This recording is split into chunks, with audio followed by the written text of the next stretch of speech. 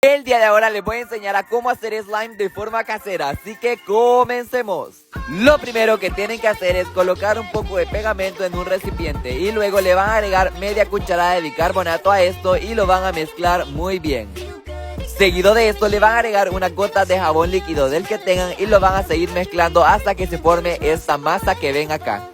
Y cuando ya la tengan así como la ven, van a comenzar a amasar con las manos esta masa y miren, ya tenemos nuestro slime. En serio que esto es lo más relajante del mundo.